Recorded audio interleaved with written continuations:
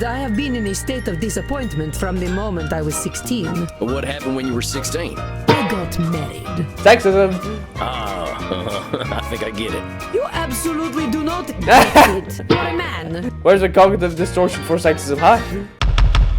Hello, boss. You've been doing wonderfully. I hope you are ready for a bit of a challenge tonight. Oh, what's the challenge? Your next client has been known to be somewhat difficult. In what way? Should I be scared? Probably not, considering I'm a vampire.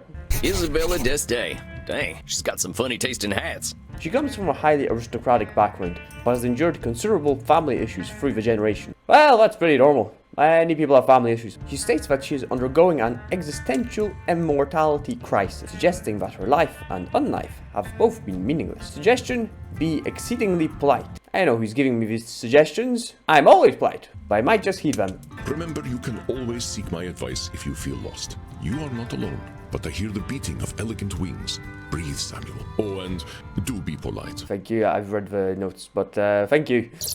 Oh, there she comes. Goodness. So you are the new therapist Andromachos told me of. I was not expecting someone so rugged. Yes, thought she'd be nicer, but okay. Just like she didn't choose the family she has problems with, I don't get to choose my patients. Sam Wall's at your service, ma'am. You are a therapist. I'm trying to be. Well, that's what I'm here for, ma'am. Enough with this, ma'am. I am not running a whorehouse. You may call me Signora. What? That sounds much better. Signora. Is she Italian? Would you also like a pizza with that? Ah, now I have to choose the right pronunciation. But for her, all of them might just be wrong, but who knows? Signora, no. Signora, no. Signora. That's the Signora. All right, Signora. There we go. You have seen my what? Ah! Have you been peeking under my skirts, young man? No. What do you mean? I'm doing my best. Huh? What are you talking about, lady? Signora. Say it. I did. Close enough. Signora. Signora. Signora. Oh, die. Signora? Porca miseria. This is not going to be easy, is it? Ah, seems not. Therapy ain't never easy, Signora. So, therapy is always easy then? Ah, double negative. Sorry, this cowboy ain't used to being analyzed so quickly. I said it ain't never easy, Signora. Is therapy easy or is it not? I think we might have a language barrier here. Not, I guess.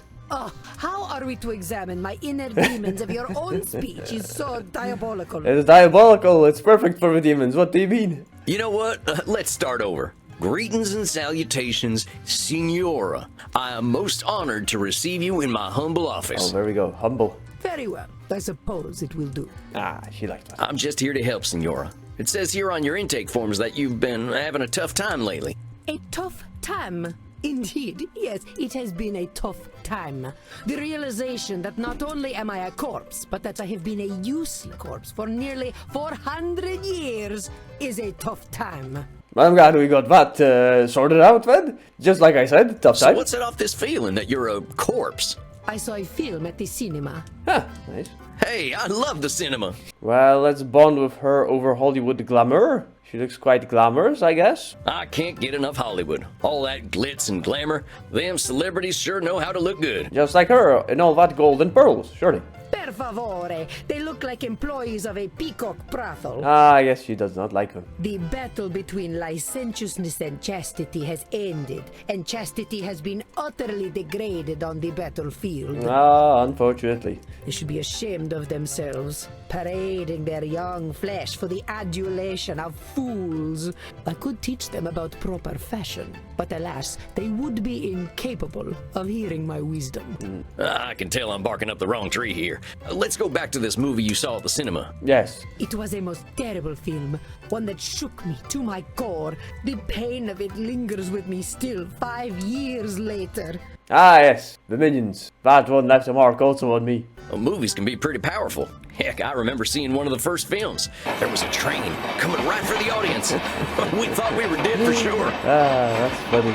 This film was not powerful, it was meaningless. It said nothing, did nothing, less than nothing, as loudly and garishly It was as the first possible. movie, come on. Give them some leeway. The audience, fools that they were, cheered, applauded this desecration of the mind. She is not very happy as a woman, is I she? hate this film with all my being, Oh, for come it on, has done why? the cruelest thing. It has revealed the dark truth. This life that I cling to has no purpose. Train did what? Fascinating. Dang, what the heck was this movie? Ah, it's the other movie. Ah, the Minions. Space Wars. Rise of the Space Walker. No idea. Wait a minute. Space Wars, the big science fiction franchise? Yes, I believe it is important to understand modern media diets. But that's the movie that gave you your personal crisis? I have no idea about this movie, so Mind your tone. Do not think me a fool. I know it was not high art. But the money it made, it would make even the Pope blush. This stinking trash. This is what the people want. You see, I understand oh, now. my turn. My attempts to infuse art with meaning were pointless. All that I am, all that I ever was, is dead. Well, this seems like Nosferatu thinking, which kind of makes sense because that was also a movie. You don't seem that dead to me. We're having this conversation, ain't we? You ain't just lying there decomposing. It is no different. I might as well be rotting in the ground. How come? I think you might get pretty bored. Are you getting smart with me, boy? Maybe. Look, I'm just talking facts. If you're saying all you are is dead, I think you might be doing some Nosferatu thinking. It ain't black and white, you're here. But let's go back to what you were saying. Once I elevated art, and all the world benefited. Why have I lost my power to elevate art now? And that's a control fallacy. It's not up to you. The market wants what it wants. Fashion is seasonal. You sometimes win, sometimes lose. Things come and go. It's not up to you to control. All the world benefited? There's a lot of people and they got a lot of different preferences. You can't get them all, can you? But I could once upon a time. No, you couldn't. You just got some painter in Italy. You can't reach everybody, Signora. I hadn't even heard of the Mona Lisa until about 1911. Did you have any schooling whatsoever? Nope. No, I didn't. But I don't think anyone in my time knew about the Mona Lisa either. Damn. Oh, how wonderful. You add to my despair. Ah, it's just my fault. I'm from Missouri. I'm saying you can't reach everyone, even in your own time. That is true. I doubt the rabble had much of an opinion about this so-called great master. We only know what we know. But you were saying. It was all for nothing. What good was guiding Da Vinci when they sell the Mona Lisa on beer coasters? That was the point. Everybody gets Mona Lisa. That's disqualifying the positive, no? Come on now. Just because the Mona Lisa's been on a coaster doesn't mean that's all it's ever been for. I think you might be downplaying just what an impact you've had on the world. After all, you're in the Louvre. The world needs no help from me to reduce my life's effort to cheap commodities. So just because something gets printed on a t-shirt, that cancels out everything that's good about it? Exactly. Print this video on a t-shirt of out the window it goes. That's how it works. Yes, that is exactly what it does. Yeah. She actually believes that. It should not be so. Art should have meaning. Ah, should. Beauty should expose truth. Should. Yeah. You and your should statement. You're saying art should have meaning and purpose. But does all art need those things? What is the purpose of creation otherwise? I don't know. Does everything have to have a should? How about if I just like doodling? Ain't that a good enough reason to draw? It is a pointless reason. Is that for you to judge? Well, maybe I want to do something pointless. All I'm saying is that I don't have the same shoulds you do. Perhaps you should. Ah! But I don't. I'm gonna do what I'm gonna do. Which is a speak like a peasant. But Heck, that's what I am, Senora. Ain't nothing gonna change that reality. Wait. Let's get back to what you were that's saying. labeling. I'm labeling myself a peasant. Oh. But it seems I am just a dead woman. A walking corpse who is not worth listening to. Labeling. I should walk into the sun. Labeling. Now, why have you gotta go and call yourself names? They are not names, they are my reality. I am a dead woman, and I am a corpse, am I not? That doesn't mean you have to act in a certain way or die in a certain way. Is that all you are? This is how I am defined by the world. No, this is how you define yourself. Seems to me you're the one using them names. That's what I said. Hell, I think I'd be a little afraid of calling you a corpse. Too lively for that. You know, you make me sound rather mad, like an old woman, railing at the world, screaming into the void, all to no purpose. Really? Look, Senora, all I'm trying to do is show you where you're a little rigid in your thinking is all. You're expecting a lot from the world and a lot from yourself. It ain't no surprise that you're gonna be disappointed over and over again. I suppose that is some insight. Haha. Indeed, I have been in a state of disappointment from the moment I was 16. Well, that's a long time. But what happened when you were 16? My parents got divorced, or I got heartbreak, or my cat died, like Andromahorse. Who knows? I got married. Well, I think I get it. You absolutely do not get it. You are a man. sexism! Well then, help me understand. Sexism! Where's the cognitive distortion for sexism, huh? Frankie, my husband, he taught me the meaning of disappointment. He was my disappointment. He taught me the world was built Oh, upon no. lies. These things men proclaim as values. Truth, beauty, the spiritual, they were all fiction. Why? But if men did not live according to principle, I would. I would set the example and shame them all. Okay, and then what? Yet, what a fool I have been to think humanity had greater aims. So, what's this greater aim you're talking about? I received a humanist education as a child.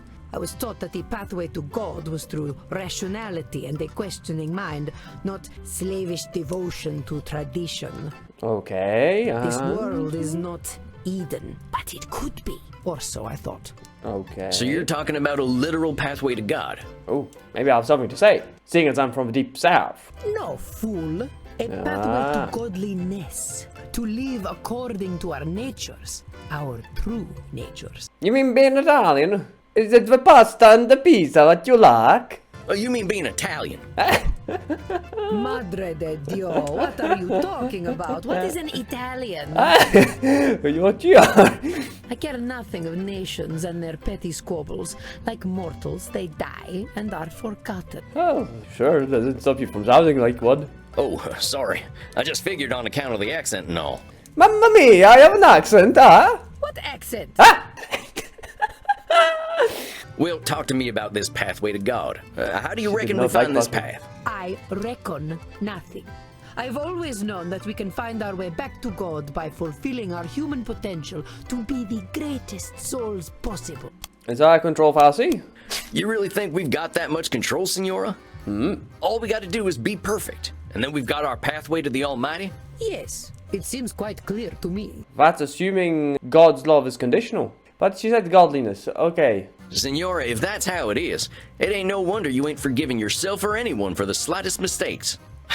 I would ask myself if anyone really has that much control. But keep talking. I have always known we must master ourselves and our baser instincts. Virtue must triumph vice. Virtue over vice. Well, you want to control your instincts, but that's difficult, no? You've been around a while, Senora. In all that time, when have we mastered ourselves and our baser instincts? Not a single day. Ah. Men especially have no bottom to their depravity. Bottom. Sorry, what were we talking about? All right, fair enough. So us fellas have disappointed you every day for a few hundred years, right? Ain't that proof that nothing you do is gonna change that? Kind of doom and gloom, but yeah, okay. I have always known that the earthly lives we lead are disgusting, and only war and death can come of them. Oh, that's very black and white, you know. Hold up just a sec there, cowpoke. You really think all we can do is sow death and destruction? I do not poke cows. Do I look like a farmer? No? Come on, Senora. You've been alive to see what? 15, 20 billion people live and die? You really saying death and destruction is all each and every one of them ever amounted to?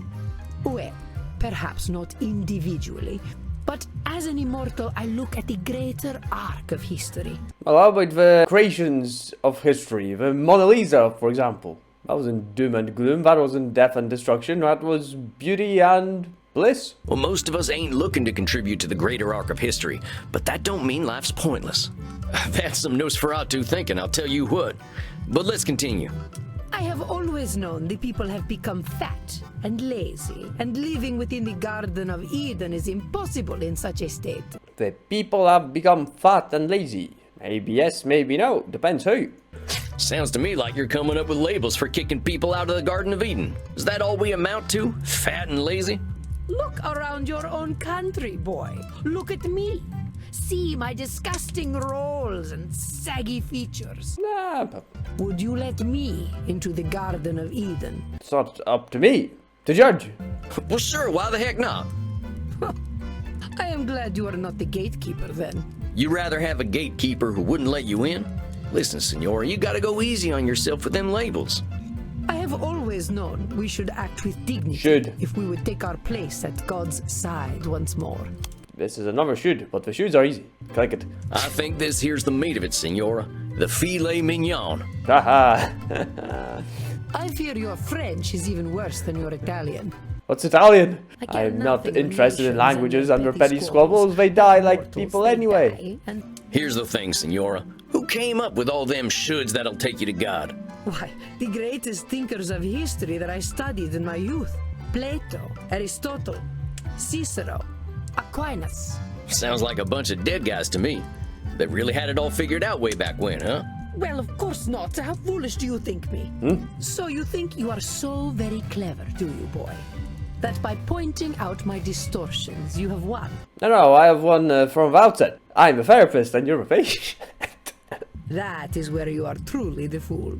I already know how wrong I have been, that I have been chasing an impossible fiction all my life. Indeed, I now believe that even if we did follow the pathway to God, once we reach the end, we would discover that he, too, was a work of fiction. Very interesting. When I say God, I mean goodness, propriety, Yeah. intelligence. Like you said before. God himself is a lie. Whatever you wish. I see. So you've lost your faith.